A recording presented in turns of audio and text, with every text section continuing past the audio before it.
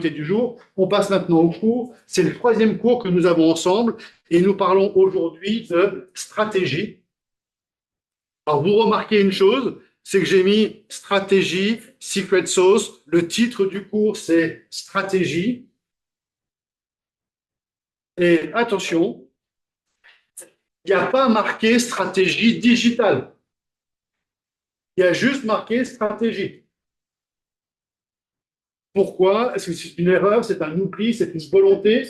C'est une volonté de vous expliquer bien clairement une nouvelle fois que le terme de digital, ou de numérique, ou de web, ou d'Internet, doit disparaître tellement il est évident. Donc aujourd'hui, on passe aux stratégies, aux secret sauce. Donc on va commencer par réfléchir sur quelle est la condition, quelles sont les conditions, il y en a trois, quelles sont les conditions pour qu'une entreprise existe. Pourquoi est-ce que certaines personnes décident de faire une entreprise? Pourquoi est-ce que certains d'entre vous, demain, vont se lancer pour faire une start-up ou pour racheter une entreprise et faire perdurer une entreprise?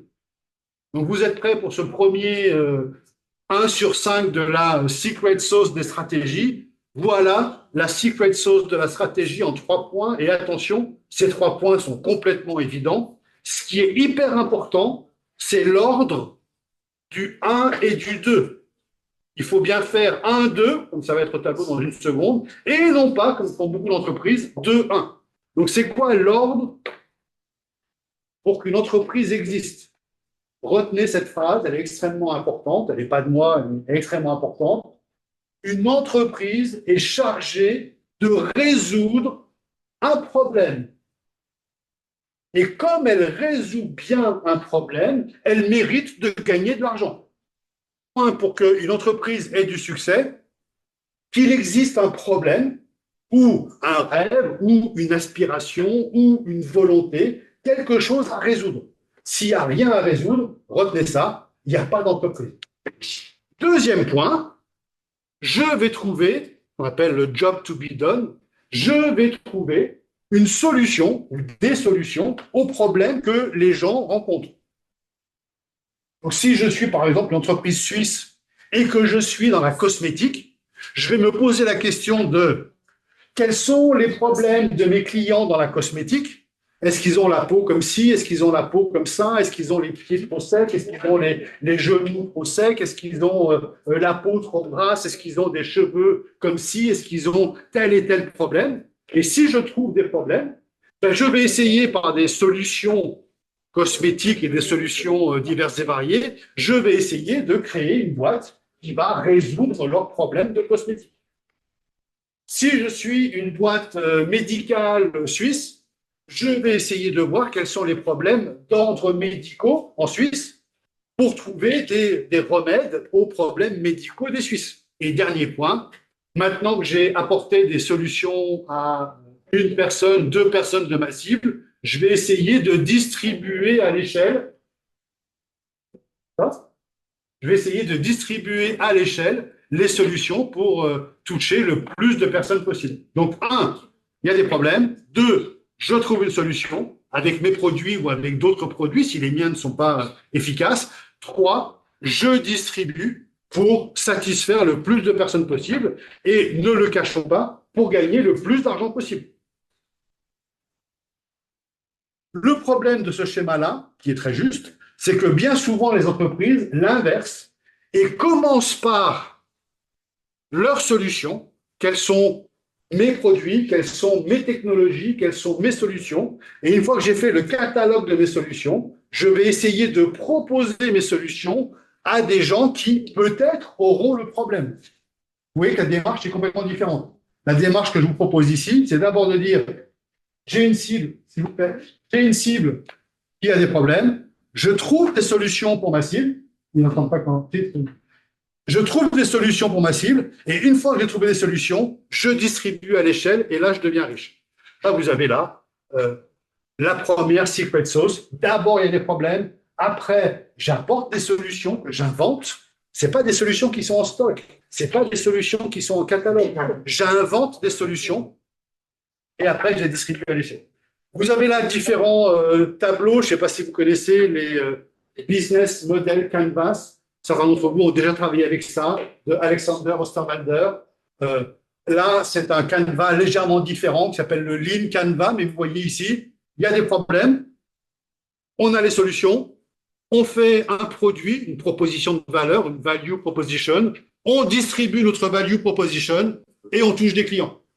C'est une manière différente de ce que je vous ai montré, 1, 2, 3, de schématiser le fait que on commence par les problèmes. Et donc, vous avez différentes slides qui expliquent la même chose, hein, toujours problème, solution, proposition de valeur, canal de distribution, et on touche des segments. Voilà différemment, voilà un exemple. Je vous laisse regarder ça tranquillement. Juste distinguer ici la différence entre le techno-push et le market pull. Le techno-push, c'est le contraire de ce que je viens de dire dans cette première slide. Le techno-push, c'est j'ai des technologies, j'ai des produits et je vais les pousser au marché. Et j'espère que les gens qui vont les acheter, ben, ça va solutionner leurs problèmes. Mais quelque part, c'est pas mon souci. Mon souci premier, c'est de vendre mes technologies, de vendre mes solutions. C'est un peu un marketing de l'offre. Et deuxième solution, le market pull, c'est j'attends que le marché vienne acheter chez moi les produits dont il a besoin parce que cela solutionne le problème. Ça solutionne le problème de ce fameux marché. Donc, on l'a déjà vu ensemble, hein, marketing de l'offre et marketing de la demande. Bien sûr, le bon marketing est certainement le marketing de la demande qui consiste à écouter. Vous avez encore ce terme de persona ici. Retenez-le bien pour le quiz de tout à l'heure. Le persona est au départ, c'est un peu le motto de vision de Amazon avec le fameux Customer Obsession. Donc, on est obsédé du consommateur, on est obsédé du persona. Que veut le persona? Il veut ça, ça et ça. Eh ben, on va se débrouiller pour le lui apporter. Différent des grandes boîtes européennes qui disent, moi, j'ai 5 technologies à ma disposition. Ces 5 technologies sont déclinées en 8 services et 15 produits. Voilà le catalogue. Servez-vous. Et le client qui dit, moi, je voudrais ce produit-là, mais légèrement différent. Ah, ben non, c'est ce produit-là. On ne modifie pas les prix. Est-ce que vous sentez la différence du techno-push, du marketing de la demande versus le marketing de l'offre? Donc, encore un peu de name dropping avec Monsieur Tim Brown, qui est le fondateur de la boîte qui s'appelle IDEO ou IDEO en anglais. C'est eux qui ont inventé le design thinking. Vous avez peut-être eu des cours de design thinking. C'est lui qui a inventé ça avec son cofondateur et vous avez la citation qu'il donne. Je ne vais pas vous la répéter, mais vous voyez bien ce qu'elle veut dire. Et il y a une autre personne extrêmement importante qui s'appelle Graham, qui fait YC et qui dit exactement la même chose. Allez, on passe au deuxième point de la secret sauce. On va aller très très vite. Là, c'est plus organisationnel entreprise, mais ça me paraît important de vous le dire. C'est un peu dans la veine, je ne sais pas si vous vous souvenez de ce qu'on a abordé ensemble quand on a vu le coût d'acquisition client versus la lifetime value. Donc, je vous disais dans le CAC versus LTV que bien sûr, il fallait avoir une lifetime value qui soit supérieure au coût d'acquisition client. C'était un peu enfoncer une porte ouverte parce que tout le monde sait qu'il vaut mieux gagner de l'argent quand on capture un nouveau client que d'en perdre à chaque fois. Mais néanmoins, il y a beaucoup de boîtes qui ont oublié de faire ce calcul. Donc, ça me paraissait important de vous le rappeler. Et dans le même ordre d'idées, je vous décompose la boîte en 3 grands morceaux. Un morceau qui est les intrants de la boîte, donc les matières premières qu'elle achète, les locaux qu'elle utilise, les ressources humaines qu'elle a à l'intérieur, donc les salariés de la boîte. Ça, ce sont les intrants. C'est avec ça qu'on travaille. Après, deuxième étape, il y a les process. Comment est-ce qu'on modifie les matières premières ou comment est-ce qu'on modifie la connaissance, comment est-ce qu'on modifie le savoir pour en faire des produits. Ça peut très bien être un produit bancaire. Vous connaissez tous MrBeast. 3, il y a les produits que l'on vend et qui font du chiffre d'affaires. Alors attention, la grosse porte ouverte que je vais enfoncer, mais néanmoins, ça peut être intéressant que vous en preniez compte. Il est important pour l'entreprise de minimiser le temps et l'argent des 2 premiers pôles et de maximiser l'argent généré par ce dernier pôle qui est la recette.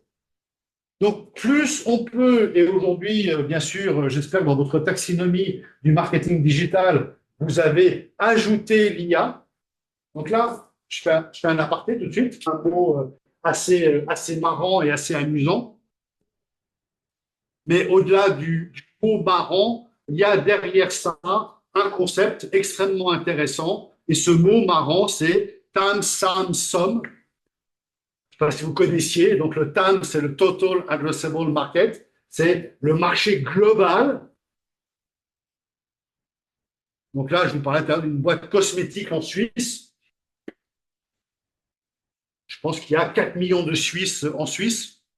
On peut dire que le TAM d'une boîte de cosmétiques en Suisse, c'est quasiment 4 millions de personnes parce que tout le monde, du nouveau-né aux personnes âgées, en passant par les actifs, les inactifs, les sportifs, les skieurs, toutes les personnes ont besoin de résoudre une question cosmétique.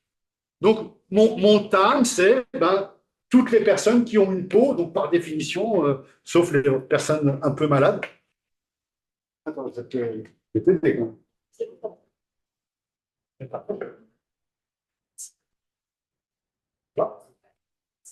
donc, le TAM, c'est par définition toutes les personnes qui pourraient avoir besoin de mon produit. Le SAM, c'est les personnes que je peux toucher. Donc, c'est les personnes qui ont les moyens de se payer une crème cosmétique ou qui ont envie d'utiliser une crème cosmétique. Et puis après, le SOM, la plus petite partie, c'est les personnes que je veux réellement toucher. Parce que j'ai un produit haut de gamme, j'ai un produit bas de gamme, j'ai un produit simple à utiliser, complexe à utiliser. Donc voilà comment s'articule le TAM, SAM, SOM. Et pour toute entreprise, c'est extrêmement important de calculer ce TAM, SAM, SOM. Quelqu'un, vous connaissiez déjà ces expressions? Total Addressable Market, etc., etc. Vous ne connaissez pas? Oui, certaines personnes connaissaient.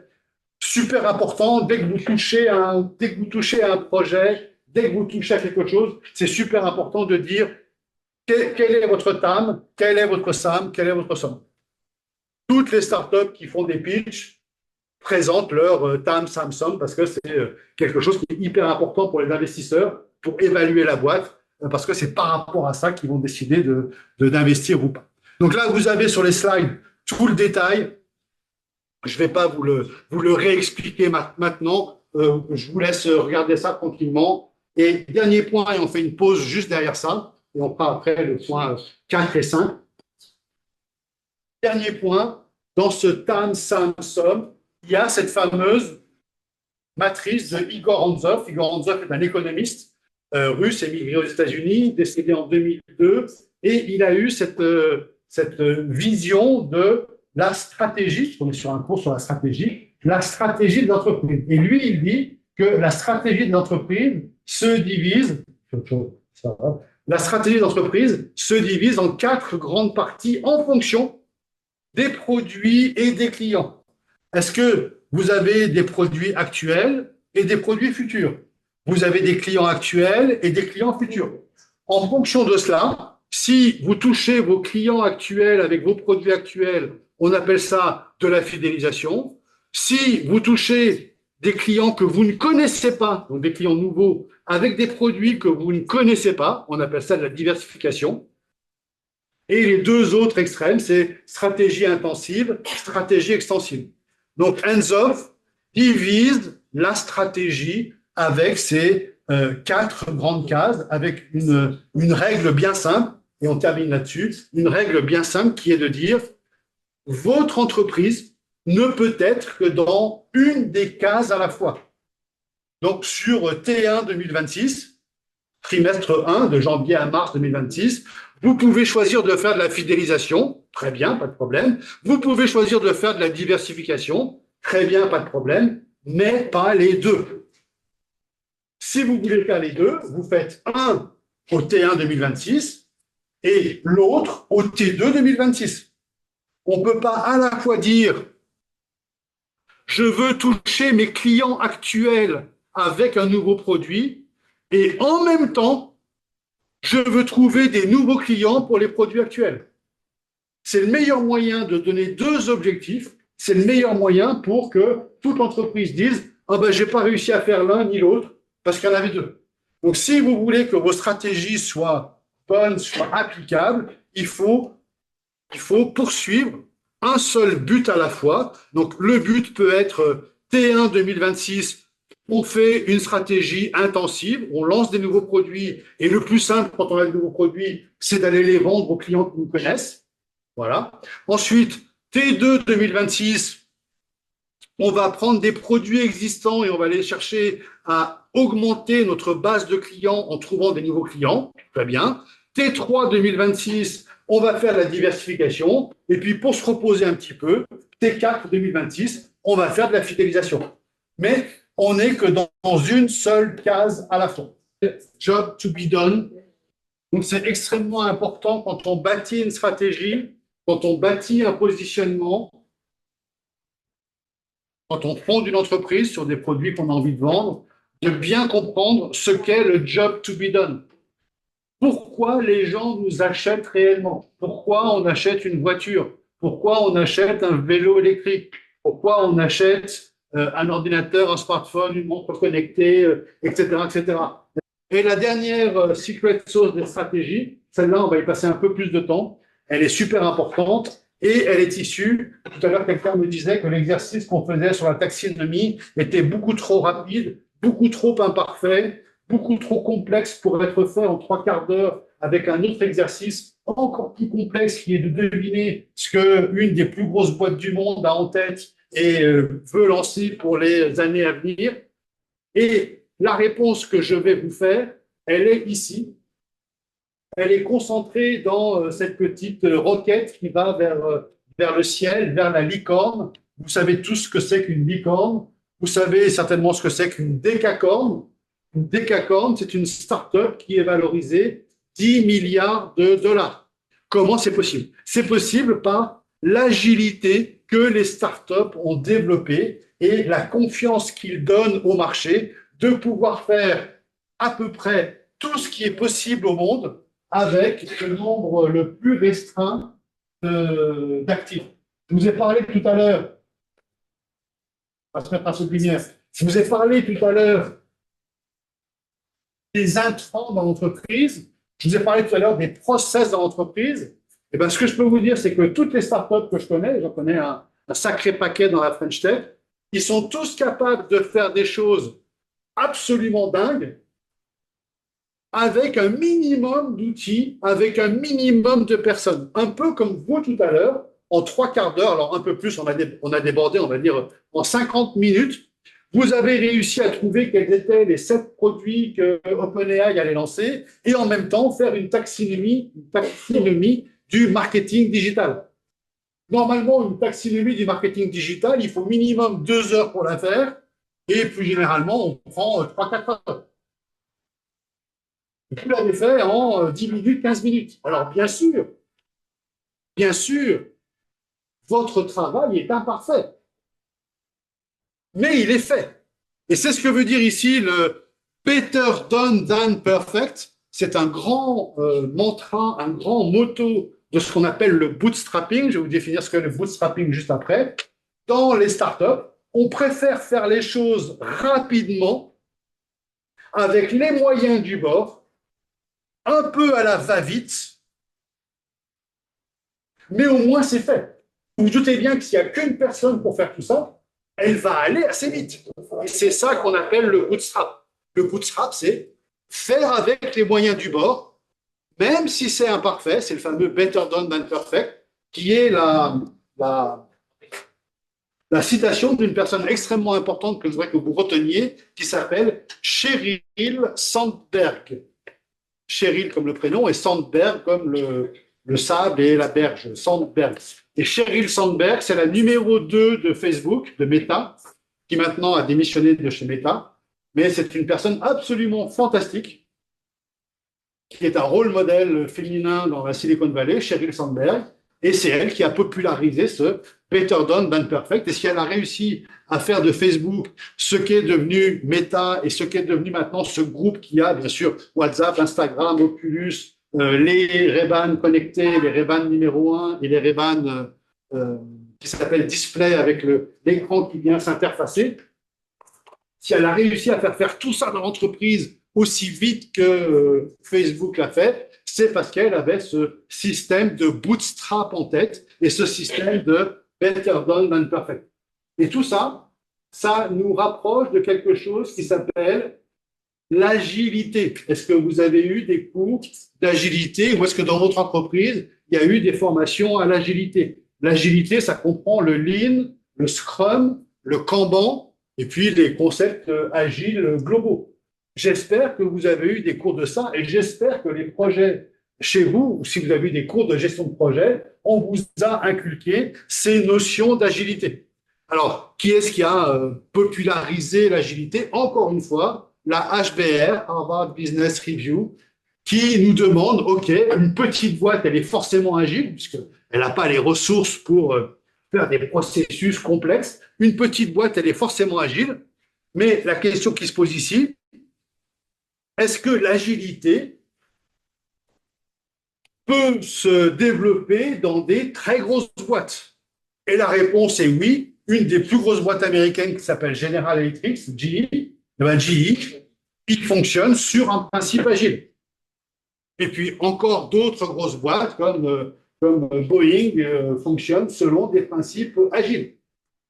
Et un des principes de l'agilité, c'est cette théorie que je vous demande de retenir, qui est la théorie du rasoir d'Occam. C'est une théorie très très ancienne qui dit la chose, encore une fois, hein, je suis désolé, j'enfonce les portes ouvertes, hein, c'est des évidences que je vous donne là. Mais si je me permets de vous les donner, c'est que moi, dans ce que je vois dans les entreprises qui me demandent des conseils et chez qui je passe un petit peu de temps, c'est que ces concepts de base ne sont pas appliqués. Le rasoir d'Occam ou la théorie d'Occam, elle est extrêmement simple. Quand il y a plusieurs possibilités, on commence toujours par la possibilité la plus simple, la plus rapide, la moins chère. Et après, si ça ne marche pas, ben, on passe à une autre possibilité. Donc, en gros, pourquoi faire compliqué quand on peut faire simple? Donc, quand il y a plusieurs solutions, on choisit de base la chose la plus simple, même si elle est simpliste, la chose la plus rapide, la chose la moins chère, la moins coûteuse, et on l'applique. C'est la théorie du rasoir d'Occam. C'est le principe de l'agilité.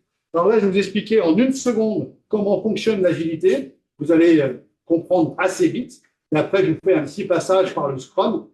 Et après, on change de chapitre parce que c'est à la limite de ce que doit être mon cours. Cours de gestion de projet classique en entreprise. Peut-être vous connaissez déjà ce qu'on appelle la roue de Deming, qui s'appelle aussi le PDCA, Plan, Do, Check, Act. Il y a beaucoup de projets, il y a beaucoup de chefs de projet qui adoptent cette méthodologie. D'abord, on planifie, ça prend 1 mois ou 2 le projet. Ensuite, on agit sur un bout du projet, ça prend bien 6 mois. Ensuite, on fait une étude pour savoir si ce qu'on a fait est bien fait. Et si c'est bien fait, alors après, on passe à la phase acte, on déploie le projet à grande échelle, ça prend à nouveau 9 mois. Donc, la route Deming, le PDCA, dans une entreprise classique, par un chef de projet classique, cette roue PDCA, elle tourne, regardez bien le tableau, elle tourne tous les 18 mois. Donc, tous les 18 mois, on recommence, planification, un test, un check et acte. OK? Ce que fait une startup qui fait de l'agilité, c'est ça. En 18 mois, elle fait 18 fois le plan, do, check, act. Chaque PDCA, chaque route Deming représente ce qu'on appelle, dans les startups et en méthode agile, on appelle ça un sprint. Et donc, on va sprinter 18 fois. Ça veut dire que 18 fois, on va montrer au client, on va montrer à l'utilisateur ce qu'on a fait dans le mois précédent. Donc, tous les mois, on montre à l'utilisateur, pas à un patron pas à un directeur général. On montre à l'utilisateur, celui qui, quand le projet sera terminé, celui qui va utiliser notre produit. Ça peut être un client, ça peut être un client externe, ça peut être un client interne, ça peut être quelqu'un de la finance, ça peut être quelqu'un des RH, ça peut être un client particulier, ça peut être un institut de beauté, ça peut être n'importe qui. On va lui montrer, bonjour monsieur, bonjour madame, voilà ce qu'on a fait le mois précédent, regardez, vous pouvez tester, vous pouvez toucher. Est-ce que ça vous plaît ou pas? On prend les réponses et on repart pour un nouveau sprint. Et un mois après, on retourne voir les clients. Voilà ce qu'on a fait le nouveau mois. Est-ce que ça vous plaît ou pas? Et quand on fait un projet comme ça, eh bien, quand on arrive au bout, le 18e mois, le produit ou le service, il est parfait. Parce que 18 fois, on l'a montré au client. Dans le PDCA classique, c'est au bout de 18 mois qu'on va chez le client et qu'on dit voilà, voilà, le produit est fini. Et bien sûr, le client il dit ah ben non, mais moi je ne le voulais pas comme ça, je ne le voulais pas comme ça, je ne le voulais pas comme ça. Donc notre projet, il est a priori plus mauvais si on le fait avec une seule vision du client. Je vous explique en 2 secondes ce qu'est le Scrum et après on change de chapitre. Le Scrum, c'est un des pans de l'agilité. Il y en a plusieurs. Il y a le Lean, il y a le Kanban, il y a le Scrum, il y a l'agilité de base. Il y a aussi après encore d'autres théories beaucoup plus complexes, mais je ne vous en parle pas ici. Ce qu'est le Scrum, c'est extrêmement simple. Il y a un product owner. Est-ce que dans cette salle, il y a des gens qui ont un rôle de product owner dans l'entreprise ou qui connaissent un PO dans leur entreprise? Personne? Vous ne connaissez pas de PO dans l'entreprise? De product owner? Non? Si, je ne sais pas, il y en a un. Dans mon stage avant chez Schneider, il y avait des product owners. OK. Donc, le product owner, son rôle, c'est de faire une to-do list. Donc, pour le faire simple, il prend un tableau et il met avec des post-it toutes les tâches qu'il y a à faire pour son projet. S'il y en a 10, il y en a 10, 20, 30, 40, 50, 200, on s'en fout. Il fait un post-it par tâche, ou alors il fait un tableau virtuel. C'est plutôt un tableau virtuel aujourd'hui, mais il fait une to-do list. C'est bon? Ensuite, attention, écoutez-moi bien. Les équipes de travail viennent devant la to-do list et choisissent elles-mêmes les tâches qu'elles vont faire. Donc là, admettons qu'on fasse un Scrum qui démarre aujourd'hui. Donc je suis le product owner, j'affiche la to-do list, et puis vous qui travaillez, vous venez devant le tableau, et là, vous choisissez, vous avez envie de faire ça, ça et ça avec votre groupe. Vous choisissez, vous avez envie de faire ça, ça et ça avec votre groupe, et puis le groupe là-bas, il veut faire ça, ça et ça, et puis le groupe là-bas, il veut faire ça, ça et ça. Et ce que les groupes n'ont pas choisi dans la to-do list, on ne le fait pas. Enfin, on ne le fait pas dans ce sprint. Vous comprenez que c'est complètement différent d'une méthode de management que vous connaissez tous, qui est de dire, bah, toi, tu feras ça, toi, tu feras ça, toi, tu feras ça, et toi, tu feras ça. Allez, hop, on se voit le mois prochain, vous me montrez les résultats. Vous n'avez pas choisi le travail. Le principe du Scrum, et il y a des centaines d'équipes Scrum dans les entreprises, le principe du Scrum, c'est le product owner propose des tâches et les équipes choisissent elles-mêmes les tâches qu'elles vont faire.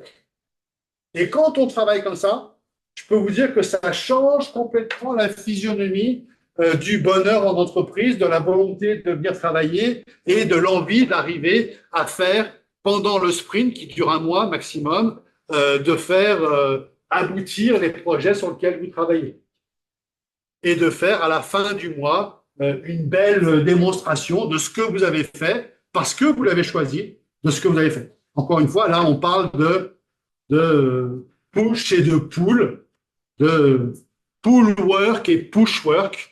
Aujourd'hui, les entreprises sont en push work. C'est le patron qui dit tu feras ça, tu feras ça, tu feras ça. Et ce que dit le Scrum, c'est ça, ça marche pas. Aujourd'hui, les gens sont intelligents. Les gens ont envie de choisir les tâches sur lesquelles ils travaillent. Et aujourd'hui, ce qu'il faut faire, c'est pas du push work, c'est du pull work. C'est les gens qui viennent choisir dans la to-do list les tâches qu'ils ont envie de faire. Je ne vous en dis pas plus sur le Scrum parce qu'on pourrait faire des longs développements sur le Scrum. C'est extrêmement simple. Il y a un petit livret de 10 pages qui explique tout le Scrum. C'est super facile à comprendre. C'est extrêmement facile à appliquer. Et c'est pour ça qu'il y a beaucoup d'équipes agiles qui existent dans l'entreprise et qui font cette technique de travail qui fonctionne extrêmement bien. Donc, je vous souhaite de travailler dans des boîtes qui ont ces méthodes de travail où c'est celui qui bosse qui choisit sur quelle tâche il veut bosser. Après, si le product owner il s'aperçoit que dans sa to-do list, il y a des tâches que personne ne choisit jamais, c'est à lui de se poser la question pourquoi les gens ne choisissent pas cette tâche. Est-ce qu'elle est trop grosse? Il faut que je la divise. Est-ce qu'elle n'est pas attractive? Il faut que je lui mette des petits atouts. Il faut que je la change un petit peu pour que les gens aient envie de la choisir. Et donc, le product owner va modifier sa to-do list. On appelle ça un product backlog, mais peu importe les termes techniques. Le product owner va changer sa to-do list pour que les gens aient envie de choisir les tâches que lui a envie que les travailleurs fassent. Mais en aucun cas, il va dire, bah, toi, tu feras cette tâche, et puis vous, là-bas, vous ferez celle-là et celle-là.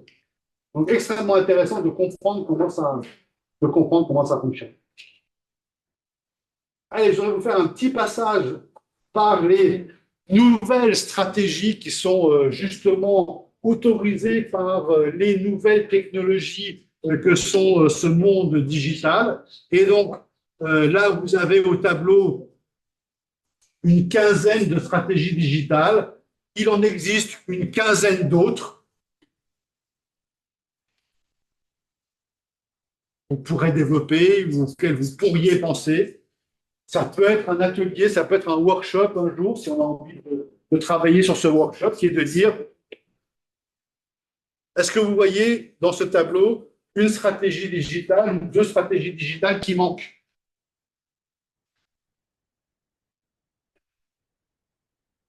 C'est un peu la même question que tout à l'heure sur la taxinomie. Je vous propose quelque chose. Est-ce que dans ce que je vous propose, il y a des choses qui manquent? Est-ce qu'il y a des choses inadaptées? Donc là, dans celui-là, il n'y a pas de choses inadaptées. Dans la taxinomie tout à l'heure, il y avait des choses qui étaient inadaptées. Mais là, il n'y a pas de choses inadaptées. Mais il y a des choses qui manquent. Est-ce qu'on l'a marqué? Oui, il est là, en jaune, il n'est pas très visible. Le marketing d'influence. J'espère que vous l'avez ajouté à votre taxinomie tout à l'heure. Ceux qui sont en embedded peuvent le rajouter parce que je ne verrai pas qu'ils l'ont rajouté. Ceux qui ont fait un screenshot, c'est trop tard. Le screenshot est envoyé, c'est trop tard. Donc, est-ce que le marketing d'influence vous apparaît comme quelque chose d'important ou de pas important? Et c'est quoi le marketing d'influence? Quels résultats on a avec le marketing d'influence? Comment est-ce que ça peut se passer? Vous connaissez le SEO? Ça vous parle, SEO? Search Engine, dites bien engine, dites pas autre chose. Ça se dit engine, pas autrement. Donc search, il y a beaucoup de gens qui se la pètent et qui veulent faire un accent américain et qui font autrement. Search Engine Optimization, donc SEO. C'est quoi le Search Engine Optimization? Pour voir ce qui manque dans ce tableau. C'est le fait d'être en première position dans Google, pour faire simple et rapide. Hein. En résultat naturel, sans pub. Attention, question de réflexion. Vous êtes prêts? Qu'est-ce qui aujourd'hui est plus important que le SEO? Search Engine Optimization.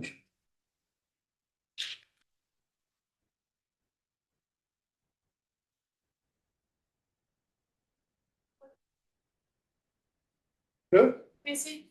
PPC. Pay-per-click. Ouais. Ça, c'est du SEA. Ça fait partie de ça. Non, non, c'est une autre matière, c'est la publicité, donc on paye Ah oui, pour être en première position. Donc là, le pay-per-click, c'est du SEA, Search Engine Advertising. Là, il suffit de payer, il suffit d'être riche. Et si tu es riche, tu es en première position toute l'année. Mais c'est marqué, lien sponsorisé, c'est payant. Donc le SEO, le fait d'arriver en première position dans Google, c'est bien. C'est pas le SEO. Mais qu'est-ce qui est encore plus important que le SEO aujourd'hui? Yo. Oui, tu le dis mal, mais j'ai compris que tu avais compris. Et toi, tu as dit IA. Alors, par exemple, c'est quoi? Par exemple, vous cherchez une entreprise parvienne dans. Et voilà. Ça s'appelle le GEO, Generative Engine Optimization. Ce n'est pas dans le tableau. Parce que le tableau, je l'ai fait il y a 2 ans, et qu'il y a 2 ans, on ne parlait pas d'être premier dans ChatGPT. Aujourd'hui, on doit être premier dans Google, et de manière complètement à part, on doit être aussi cité dans les sources, cité non seulement dans les sources, mais cité dans la réponse de ChatGPT. Et de, bien sûr, ce qu'on n'a pas encore en Europe, pardon, ou là en Europe, mais ce qu'on n'a pas encore en France, c'est dans Google le fameux AI Overview ou AI Mode. On n'a pas en France à cause du RGPD, à cause du DMA, DSA, à cause de l'IA Act. On n'a pas en France. Ils l'ont en Belgique, ils l'ont en Italie, ils l'ont en Espagne. On n'a pas en France aujourd'hui, dans Google, le Google de simple, hein, le mode AI Overview et le mode AI Mode. On n'a pas ça en France. Vous ne savez pas ce que c'est encore, sauf si vous avez un VPN qui vous permet de vous connecter ailleurs qu'en France. Vous ne connaissez pas ces deux fonctions de Google, mais on a bien deux parties maintenant de visibilité qui sont visibilité dans les moteurs de recherche, Google, Bing, Yahoo, DuckDuckGo, Brave, etc., pour citer tous les moteurs de recherche, et visibilité sur l'IA avec, comme on a Google et Bing, du côté de l'IA, vous les connaissez tous, hein, on a OpenAI, on a Perplexity, on a Claude, on a Grok, on a Manus, on a DeepSeek, on a Gwyn, etc., J'en ai peut-être certainement oublié.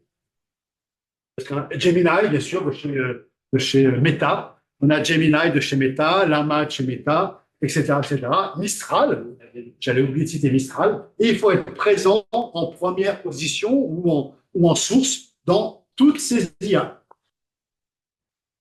Et donc, ça, c'est un travail à faire sur le site Internet, principalement le site Internet de l'entreprise, parce qu'il n'y a rien d'autre qui vous permettra de passer dans ces premières positions. Aujourd'hui, la fréquentation de Wikipédia baisse de jour en jour et la fréquentation de ChatGPT augmente de jour en jour. Attention, aujourd'hui, c'est 700 millions de personnes sur ChatGPT chaque semaine, 700 millions par semaine, et 29 000 prompts à la seconde. Je ne sais pas si vous voyez, au niveau mondial, 29 000 prompts à la seconde. Donc, il faut être présent ici. Et donc là, c'est une nouvelle stratégie à mettre en place et sur lequel on pourrait réfléchir. Le prochain cours portera sur les plateformes. Le cours suivant portera sur SEO, GEO. Le cours suivant portera sur le content, le brand content et le content strategy, deux éléments extrêmement importants. Et donc, on va essayer de voir tout ce qu'il y a là-dedans. On n'aura pas le temps de tout voir parce que c'est infini. Mais on essaiera de voir les principales choses par rapport à tout ça. Mais donc, retenez ce tableau, regardez les différentes définitions, essayez de vous familiariser avec tout ça. Autre élément qui manque, c'est le plus vieil outil du digital. Quel est le plus vieil outil du digital? Dans les années 93, 95, vous n'étiez pas encore né, bien sûr, début d'Internet. Quel est le plus vieil outil d'Internet, à part le site Internet, bien sûr, il est ici, quel est le plus vieil outil d'Internet? Et c'est encore un des outils les plus rentables aujourd'hui. Si on met 1000 € dans la conception de cet outil, si on l'utilise bien, on peut gagner des centaines de milliers d'euros. L'email, il n'y a rien de plus rentable à ce jour. Il n'y a rien de plus rentable. Si on a une bonne base d'email, il n'y a rien de plus rentable que d'informer ses clients, d'informer ses prospects par email. Attention, l'email, il marche plus du tout en Chine. En Chine, l'email, c'est un peu comme le courrier papier. Vous dites à un Chinois, je vous envoie un email, il dit, oula, attends, je ne connais plus bien mon adresse et je ne regarde jamais les emails. Tout passe par WeChat. Donc, en Chine, l'emailing est mort totalement. En Europe, ça marche encore, et en B2B, ça marche encore très très bien, même en B2C, ça marche encore très très bien. Qui est-ce qui reçoit des emails, des boîtes de cosmétiques qui les commander, du Respire, du SVR, du Oden? Qui est-ce qui connaît Oden comme marque? Personne ne connaît Oden. Qu'est-ce qui connaît Respire? Quand même, quelques personnes qui le font. Si vous avez commandé sur Respire, vous recevez régulièrement des emails qui vous disent nouveau boîte. Là, en ce moment, on est à fond sur les, comment ça s'appelle, les calendriers de l'avant, c'est ça? Où tu achètes une boîte, tu as 30 cases ou 24 cases à remplir. Il y a Typologie qui fait un magnifique calendrier de l'avant. Qu'est-ce qu'il a acheté? Non, Radin.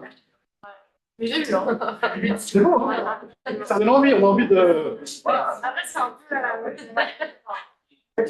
Pas exécuté, quoi. D'accord. C'est un peu. Il y a des trucs qui m'intéressent, mais après, aujourd'hui, ils vont m'intéresser sur 24. À mon avis, ce qui peut être sympa, c'est de le faire en coloc. D'être 5-6 sur la même boîte, et puis on se partage les pommes. Donc, l'emailing, c'est une stratégie digitale qui est la plus vieille, mais qui est extrêmement efficace. Vous connaissez la boîte qui s'appelle VP, qui s'appelait avant Vente Privée? La stratégie de vente privée, attention, ils font 4 milliards d'euros de chiffre d'affaires, ce n'est pas une boîte balbutiante, hein, 4 milliards d'euros de chiffre d'affaires, 100% basé sur l'email. Et le fait d'être un club privé, on informe les membres du club par email. C'est tout. Ils ne font jamais de pub sur Insta, jamais de pub sur Google, jamais de mots-clés. Vous cherchez vente privée VP, vous arrivez sur le site, vous vous inscrivez, vous recevez des emails. Il n'y a pas d'autre moyen de savoir ce qui est en vente sur VP. Donc leur stratégie, elle repose à 100% sur l'email. Attention, épreuve de réflexion. Quel est l'avantage pour VP d'avoir une stratégie qui repose à 100% sur l'email?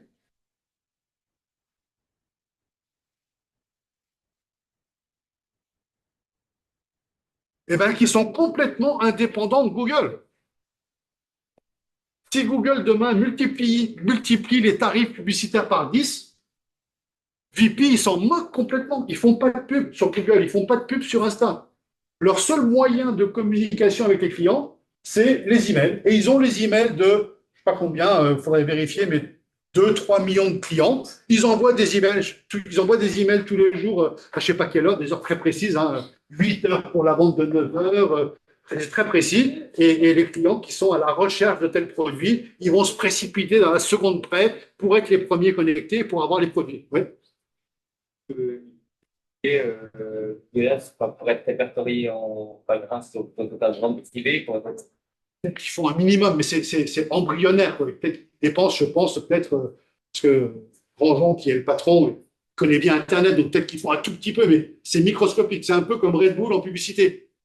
Red Bull, ils font un tout petit peu de pub classique pour dire d'être présent de temps en temps à la télé, de temps en temps au cinéma, mais la majorité du budget Red Bull, vous savez où ça passe en F1, ça passe en windsurf, ça passe en plongeon, ça passe en plein de choses. Ils font un tout petit peu de pub télé pour dire que Red Bull donne des ailes, mais leur gros travail, il est en brand content sur des événements. Donc, vente privée, ils peuvent avoir 10, 20, 30 000 euros de pub par-ci, par-là, mais à mon avis, c'est tout à fait microscopique. Il doit y avoir certaines années où c'est carrément zéro. OK, donc il manque ici le GEO, il manque l'email. Si on fait un jour l'exercice, vous aurez déjà les deux premières choses à pouvoir proposer. Allez, on termine ces événements par quelques définitions de la stratégie. Retenez cet adage, il est extrêmement important. Nos stratégies, nos business. Si votre boîte, elle n'a pas de stratégie, si votre projet, il n'a pas de stratégie, il ne fera pas de business, il ne fera pas de chiffre d'affaires. Donc, retenez ça, nos stratégies, nos business, et puis retenez aussi le bouquin du petit chinois qui s'appelle Sun Tzu. Appelez-le comme vous voulez, il y a plein d'orthographes. Moi, je l'appelle Sun Tzu, il y en a qui l'appellent différemment. Sun Tzu, 600 ans avant notre ère, avant Platon, avant Socrate, à peu près au moment de Pythagore et Thalès, en Chine, il écrit L'art de la guerre. Et je vous en parlerai rapidement tout à l'heure. Ça fait partie des livres à lire sur ce. Petite définition sur la stratégie, à partir du quiz tout à l'heure. Définition la plus simple de la stratégie, c'est l'art d'atteindre un objectif. Ce qui m'intéresse dans cette définition, c'est que vous comprenez que si La définition de la stratégie, c'est l'art d'atteindre un objectif. Qu'est-ce qui précède la définition? Qu'est-ce qui précède la stratégie? C'est l'objectif. Quand je vais sortir de l'école, je vais tourner à gauche, ou je vais tourner à droite, ou je vais aller tout droit. Qui est-ce qui peut me dire si je prends la bonne direction? Ben, personne. Si vous ne savez pas si je vais me balader sur le canal, si je vais acheter à manger chez Franprix, ou si je vais prendre le métro. Donc, si vous ne connaissez pas mon objectif, vous ne pouvez pas me dire si ma stratégie est bonne ou mauvaise. Donc, ce qui est super important, que vous compreniez bien, c'est avant d'écrire la stratégie, il faut savoir quel objectif on poursuit. OK? C'est la première définition de la stratégie. Deuxième définition de la stratégie, et là, le mot qui m'intéresse ici, c'est le premier mot, plan. Là, vous partez en cacahuète, vous partez dans tous les sens, on se recentre. Deuxième définition de la stratégie, un plan qui prévoit l'ensemble des moyens pour atteindre un objectif. Donc, on retrouve le atteindre un objectif, mais on ajoute la notion de plan.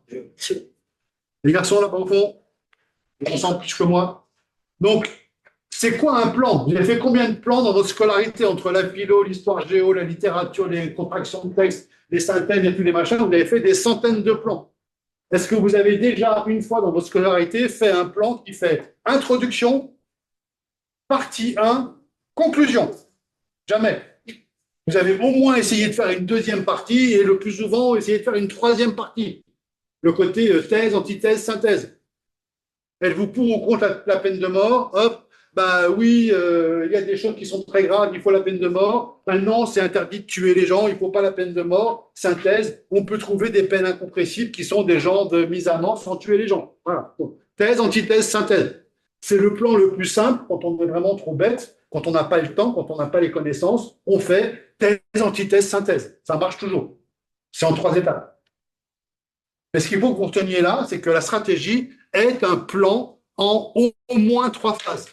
Et comme antithèse, synthèse, thèse, antithèse, synthèse, je vais vous proposer un plan stupide, un plan de base en 3 phases qui va vous servir le jour où, dans une réunion, on vous dit, tiens, ben, tu vas être chef de ce projet pour quelques mois. Quelle va être ta stratégie? Vous n'êtes pas prêt, vous n'avez rien préparé et on vous demande quelle est ta stratégie. Eh bien, j'ai une solution, la solution de secours, la solution thèse, antithèse, synthèse, et cette solution, c'est celle-là. Attention, elle est stupide, mais elle peut vous aider. Ma solution, c'est ma stratégie consiste à préparer le terrain, recruter les bonnes personnes, prévoir la bonne veille concurrentielle, prévoir des achats. Donc, on va, dans un premier temps, pendant 3 mois, on va se préparer. Une fois qu'on est bien préparé, à partir du 1er mars, on va se lancer dans une opération de conquête. On va mettre toutes les forces de l'entreprise à l'exécution de cette stratégie et on va aller conquérir les nouveaux territoires, les nouveaux clients, les nouveaux machins, les nouveaux trucs. Et puis, une fois qu'on aura fini cette conquête qui va durer 9 mois, on fera une consolidation pour fidéliser ce qu'on a déjà conquis et essayer de préparer la stratégie suivante. Donc voilà, en 10 secondes, le truc complètement stupide, mais qui peut vous aider, c'est ça, une stratégie de base. Dans un premier temps, on se prépare, après on va conquérir et après on consolide ce qu'on a récupéré. Voilà, vous l'avez, faites-en ce que vous voulez. Vous savez que ce n'est pas la plus intelligente, ce n'est pas la plus subtile, mais ça peut toujours être intéressant d'avoir ça sous la main. Petit passage par le NPS, on a déjà fait ensemble un au premier cours, Net Promoter Score. J'espère que depuis 1 mois qu'on ne s'est pas vu, j'espère que vous avez mis en place dans votre entreprise un NPS pour savoir si les gens sont contents du travail que vous faites dans votre service. Le NPS, il peut s'adresser à un autre service de l'entreprise qui utilise vos produits, peut s'adresser à des clients externes, peut s'adresser à des distributeurs avec une simple question. Notez sur 10, on prend les 9-10, on retranche les 0,6, on ne tient pas compte des 7-8 et vous avez un score NPS. Qui a mis en place dans son entreprise un score NPS? Vite fait, bien fait, tac, tac, tac. En 3 jours, on a la réponse. Si on est bon ou mauvais? Personne? Ben, j'espère que dans le mois qui vient, vous mettrez en place dans votre entreprise un NPS. Encore une fois, better done than perfect. On le fait vite fait, on fait un QR code, on montre le QR code à 50 personnes, on a une note, on a le résultat dans 3 jours. Et on a une note de base. Un NPS, on est à 70, 80, 50, peu importe. Et puis dans 3 mois, on refera un NPS et on verra si on a progressé ou pas progressé. C'est le moyen de dire si notre stratégie elle est efficace ou pas. Donc, pensez au NPS, faites-moi plaisir, faites des NPS dans l'entreprise, c'est extrêmement important. Et dernier point avant de passer au quiz, le VUCA. J'en avais parlé au premier cours en vous disant que le SWOT c'était un peu terminé parce que le SWOT, vous vous souvenez quand ça a été lancé? Ça vous parle?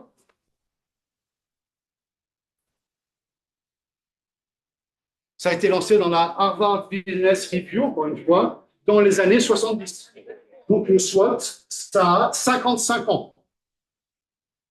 C'est pas parce que c'est vieux que c'est inutile. Mais bon, ça commence à dater un petit peu. Le VUCA, c'est beaucoup plus récent, c'est 2014. Et je vais vous l'expliquer rapidement. Vous aurez plein de détails dans les slides. Là, vous avez le détail de volatilité, complexité, ambiguïté, etc. Ça sort de la Harvard Business Review. Ça, c'est la matrice officielle qui est un peu dure à comprendre en anglais. Et moi, je vous en ai fait une en français. Je vous l'explique en 2 secondes. Donc, VUCA, ça veut dire volatilité, uncertainty, incertitude en français, complexité et ambiguïté. Et l'idée, c'est de se dire, dans l'entreprise, on a des informations, on a des technologies, on a des produits, on a des cibles, tout ce qui concerne l'entreprise, et on peut classer toutes ces choses selon ces cases VUCA. Comment ça fonctionne? En abscisse, donc l'axe noir, en abscisse, on a, écoutez bien, c'est un petit peu complexe, si vous n'écoutez pas, vous allez être perdu, ça ne sert à rien, VUCA. Donc en abscisse, la flèche noire, on a la connaissance que nous avons dans l'entreprise des forces en présence, du passé, des acteurs, des technologies actuelles. Avec une note sur 10, si on est à 0, ça veut dire qu'on ne connaît pas son domaine, on ne connaît pas son secteur.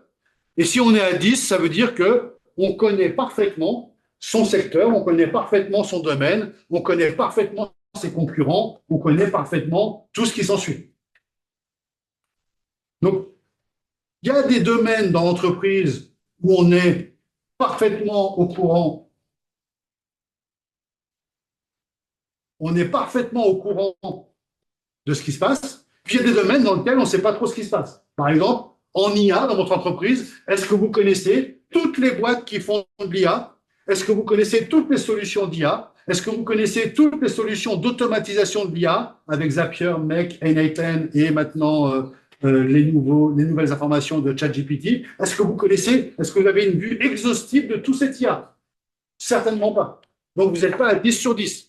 Est-ce que vous êtes à 5, à 4, à 3, à 7? C'est à vous de dire où vous en êtes en connaissance de l'IA. Et puis, en ressources humaines, c'est à vous de dire est-ce que vous connaissez toutes les écoles qui peuvent vous fournir des futurs candidats pour vos futurs postes? Est-ce que vous connaissez tous les postes que vous rechercherez dans les 18 mois à venir? Maintenant, il y a des postes, on ne sait même pas que ça existe, mais dans 18 mois, on cherchera quelqu'un qui fait ça. Mais on ne sait pas encore ce que c'est. Donc là, c'est la connaissance du passé. Et puis, l'autre axe, c'est la connaissance de l'avenir, les projections que l'on fait, les conséquences de nos actes. Si on lance ce produit aujourd'hui, est-ce qu'on sait comment le marché et la concurrence vont réagir? Peut-être qu'on le sait, auquel cas on est tout en haut, ou peut-être qu'on n'en a aucune idée parce qu'on ne connaît pas nos concurrents de demain, on ne sait pas ce qui va se passer, donc on est tout en bas.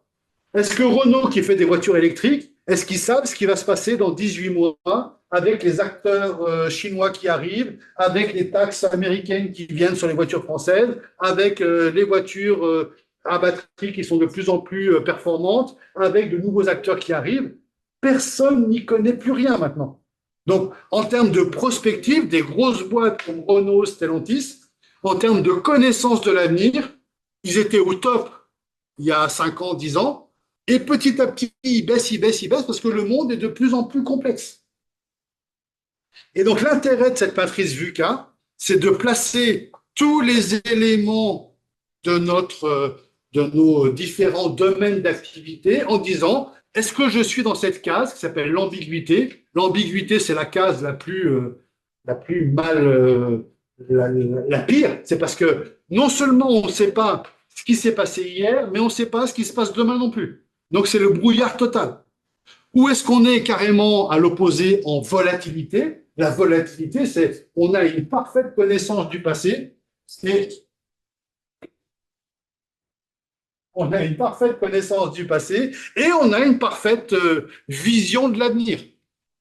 Juste, on ne sait pas quand est-ce qu'on va déclencher tel truc, on est encore un petit peu en attente et on va éventuellement le faire. Et donc, on va placer tous les domaines d'activité des entreprises là-dedans, avec bien sûr, vous avez compris, s'il y a des domaines qui sont en ambiguïté, on constate qu'on est en ambiguïté, et alors, qu'est-ce qu'il faut faire?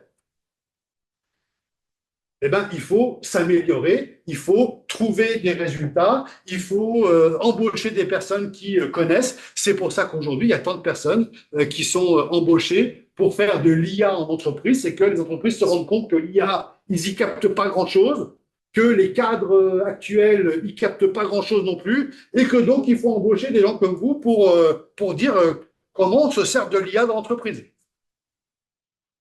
Et donc, on s'aperçoit que l'IA, on est en ambiguïté, donc on va embaucher des personnes qui s'y connaissent. Du coup, on va passer en incertitude, le U, uncertainty ou incertitude, et puis on va faire des tests qui vont nous montrer quel est l'effet de l'IA sur les produits que l'on fait, et à fur et à mesure qu'on fait des tests, on va comprendre comment ça va marcher dans le futur, et on va passer en volatilité.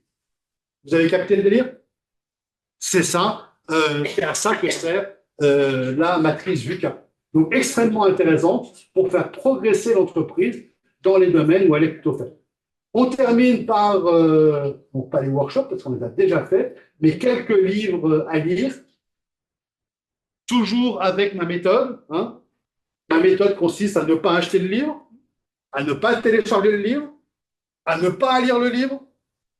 Donc ça, vous oubliez. En revanche, vous retenez par cœur le titre, l'auteur, la thèse. Et vous êtes capable surtout de le citer dès que vous voyez que la situation est tendue et que les gens se demandent si vaut mieux faire ça ou mieux faire ça. Bing, un petit Job to be done, c'est le premier bouquin que je vous conseille, le bouquin Job to be done de Tony Ulwick, et qui nous dit que parfois les entreprises ne savent pas pourquoi les clients achètent notre produit, ou on se fait une fausse idée de pourquoi les clients achètent notre produit. Donc c'est important de mener une étude Job to be done, le bouquin de Tony Ulwick, et je vous ai mis le résumé ici. Donc aujourd'hui, bien sûr, les gars, ne lisez pas les livres, faites-vous faire un résumé par ChatGPT, et si le résumé est trop compliqué,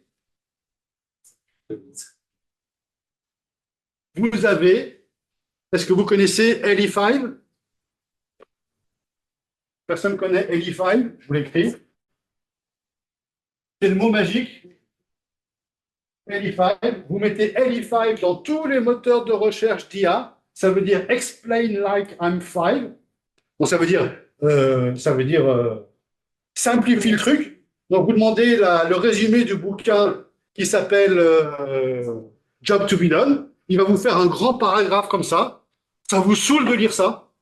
Vous tapez juste LE5, explain like I'm five. Ils le font tous, hein, Claude, Manus, Grok, ChatGPT, bien sûr, Perplexity, tout le monde le fait. Vous faites juste LE5 et il vous le traduit en un paragraphe très court qui est hyper compréhensible. Donc, n'hésitez pas à faire du LE5. Ça a été préfacé par Alexander Osterwalder. Je vous ai présenté Alexander Osterwalder tout à l'heure comme la personne qui avait mis en place le Business Model Generation, la fameuse matrice de 9 cases qui permet de bien générer les business models. Donc, retenez ça. Autre bouquin intéressant, alors là, autant Ulwick n'est pas un auteur fondamental, autant Peter Thiel, retenez ce nom, fondamental de connaître Peter Thiel. Peter Thiel, c'est le grand copain historique d'Elon Musk.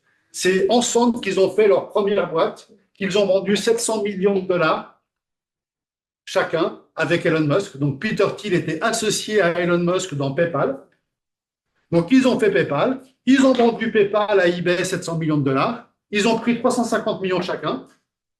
Avec 350 millions, Elon Musk, il a acheté Tesla, il a fondé SpaceX. Et avec 350 millions de dollars, Peter Thiel, il a fait rien. Il a investi dans quelques startups et il a écrit des bouquins et il a financé des œuvres caritatives qui lui sont chères, mais bon, peu importe. Donc, c'est quelqu'un de très important dans la tech. Et il écrit ce bouquin, Zero to One, qui explique la chose suivante. C'est très, très difficile de passer de 0 à 1. C'est très, très difficile de faire le premier Airbnb. Et ils ont galéré pour faire le premier Airbnb. Mais une fois qu'Airbnb existe, c'est très facile de faire le Airbnb des bureaux. C'est très facile de faire le Airbnb des péniches. C'est très facile de faire le Airbnb, ça s'appelle Fleetboat, des bateaux. C'est très facile de faire le Airbnb de, je ne sais pas quoi, des piscines. C'est très facile de copier Airbnb pour faire autre chose. Donc, le 0 to 1, c'est celui qui fait Airbnb. Et après, le 1 to N, 2, 3, 4, 5, 6, c'est très, très, très facile. C'est un peu de la copie de concept. C'est très dur de faire le premier Uber, mais après, c'est facile de faire le Uber de la perceuse, le Uber de la tondeuse, le Uber de la tronçonneuse, le Uber du bateau, enfin, ce que vous voulez, tout ce que vous voulez imaginer. Donc ça, c'est la théorie du bouquin de Peter Thiel. Et l'autre théorie du bouquin de Peter Thiel, donc soyez capable de le citer, ça, c'est extrêmement important, de savoir sur un projet si vous êtes de 0 à 1, de 1 à 2, de 1 à 3, de 1 à 4. Et la deuxième théorie de ce bouquin de Peter Thiel, c'est toutes les innovations passent par ces trois étapes. Une étape, c'est ridicule. Une étape, c'est dangereux. Et une étape, c'est évident. Par exemple, le vote des femmes au 19e siècle, le vote des femmes au 19e siècle, c'est ridicule. Le vote des femmes dans les années 50, c'est dangereux, elles vont voter, hein, et le vote des femmes aujourd'hui, ben, c'est évident. Donc tous les projets, le train par exemple, au début le train, c'était complètement ridicule de faire rouler sur des rails, après c'est dangereux, on va mourir à 50 à l'heure, et aujourd'hui le train, ben, c'est évident. Donc tous les projets, toutes les innovations passent par ces trois étapes. C'est ridicule au début, c'est dangereux, et après, bah, c'est évident, tout le monde l'utilise. L'IA, par exemple, il y a beaucoup de gens dans les années 2000, 2010, 2015 disaient « c'est ridicule, l'IA, ça ne marcherait pas ». Aujourd'hui, l'IA, c'est dangereux, ça fait cramer la planète, et puis dans 1 an, 2 ans, je ne sais pas dire combien de temps, dans 3 ans, 4 ans, l'IA, bah, ce sera complètement évident. On ne parlera plus de choses dangereuses.